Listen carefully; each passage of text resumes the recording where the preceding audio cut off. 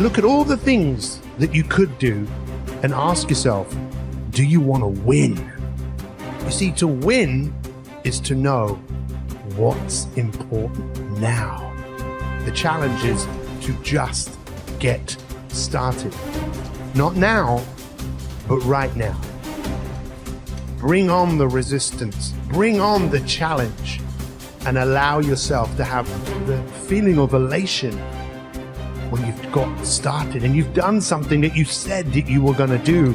And the more you do this, the better you will feel, the more adept and the stronger you will become at moving through the resistance that we all face.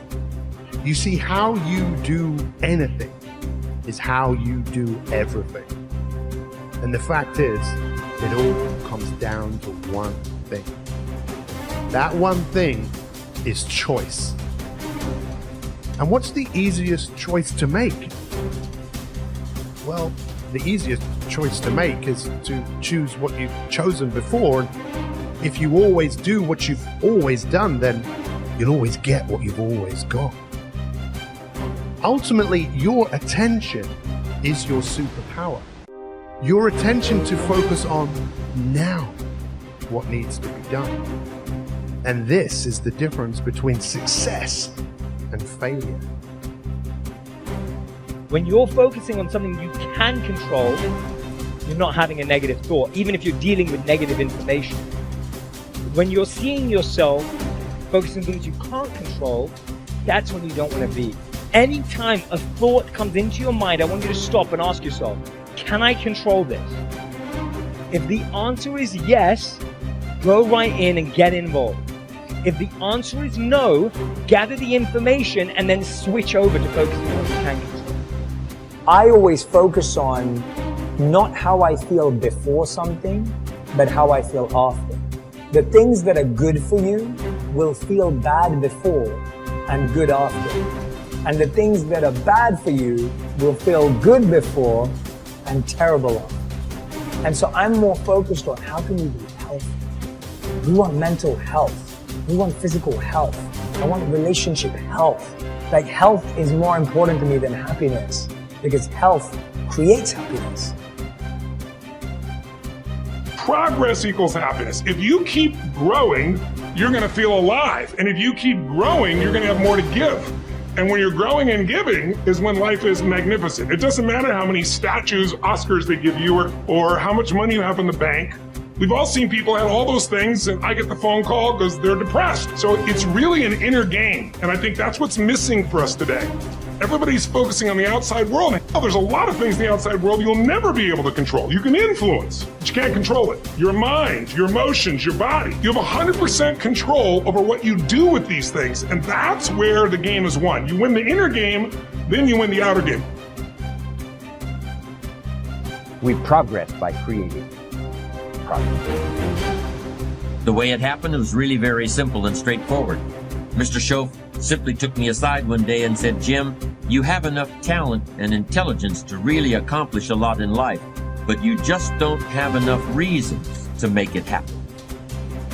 When I heard that, something clicked inside my head. This was truly a key insight, a turning point in my life. I had always doubted if I had enough ability to be successful, but suddenly I realized that having enough ability was not the problem. The problem was having enough reasons. If you're like most people, having to is a lot stronger than wanting to. But often, and especially when you're young, that difference isn't always clear until someone points it out to you. But of course, different people are motivated by different things. In order to be successful, you need this very internal, very personal, very unique thing called strong character. So you have to build yourself from the ground up, and that's scary for a lot of people, but it's also a massive opportunity. You can decide if you want to be a famous musician, or a nice sensitive poet, or a painter, or a kickboxing world champion, or a businessman. You get to decide on all the different characters in the video game. You can choose, who do I want to be? And then if you actually try, you can become it. Isn't that amazing? You can wake up and go, you know what? I want to be this kind of guy. I knew who I wanted to be. I want to be the dude pulling up in the Lambo, 3 a.m, gets out. Everyone's like, who is this big, strong, rich dude? I wanted to be that man, so I became it. And if you don't want that, if you want to go be a musician and play guitar and get a bunch of chicks and chill in Bali and smoke, whatever, go, you can choose your character and build it. So nothing different than being in a dressing room or a bathroom when there's 2 mirrors like this, and you look down and there's an infinite number of yous that go that way. There's some synchronicity, there's some change, there's some uniqueness, and every time we do the work, we keep moving into another dimension. So then, all possibilities exist in the eternal present moment, and they exist as thought, because the quantum is the realm of thought. So it's not like you create anything there. You just become aware of what already exists. You put your attention on it, and you begin to experience it in that realm, whatever you experience in that realm beyond space and time. And you can begin to emotionally embrace. That must manifest in three-dimensional reality. In this space and time, it's the law. Now, getting people to do that, getting better at it, you're starting to see that people can begin to create from the field instead of from matter. So yeah, possibilities for health exist. Possibilities for wealth exist. Nothing is so embarrassing as watching someone do something that you said could not be done. People who embrace possibility thinking are capable of accomplishing tasks that seem impossible because they believe in solutions. When you believe you can do something difficult and you succeed, many doors open for you. Big thinkers are specialists in creating positive, forward-looking, optimistic pictures in their own minds and in the minds of others. If you embrace possibility thinking, your dreams will go from molehill to mountain size, and because you believe in possibilities, you put yourself in position to achieve them. The winners in life think constantly in terms of I can, I will, and I am. Losers, on the other hand, concentrate their waking thoughts on what they should have done or what they don't do. If you believe you can't do something, then it doesn't matter how hard you try, because you've already lost. If you believe you can do something, you have already won much of the battle. The first step in becoming a possibility thinker is to stop yourself from searching for and dwelling on what's wrong with any given situation. Sports psychologist Bob Rotella recounts, I tell people, if you don't want to get into positive thinking, that's okay. Just eliminate all the negative thoughts from your mind, and whatever's left will be fine. If possibility thinking is new to you, you're going to have to give yourself a lot of coaching to eliminate some of the negative self-talk you may hear in your head. When you automatically start listing all the things that can go wrong or all the reasons something can't be done, stop yourself and say, don't go there. Then ask what's right about this. That will help to get you started. And if negativity is a really big problem for you and pessimistic things come out of your mouth before you've even thought them through, you may need to enlist the aid of a friend or family member to alert you every time you utter negative ideas. One of the best ways to cultivate a possibility mindset is to prompt yourself to dream one size bigger than you normally do. Let's face it, most people dream too small.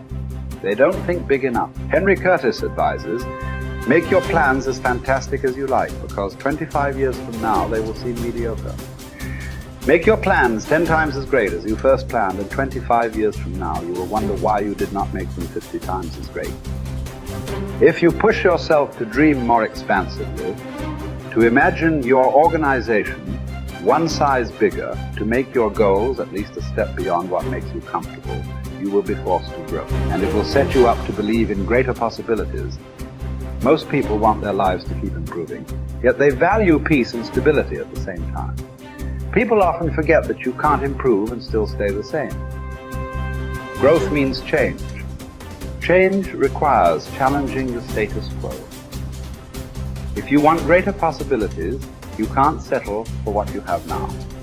When you become a possibility thinker, you will face many people who will want you to give up your dreams and embrace the status quo. Achievers refuse to accept the status quo. As you begin to explore greater possibilities for yourself, your organization, or your family, and others challenge you for it, other possibility thinkers across the country and around the world are thinking about curing cancer, developing new energy sources, feeding hungry people, and improving quality of life. They are challenging the status quo against the odds. And you should too,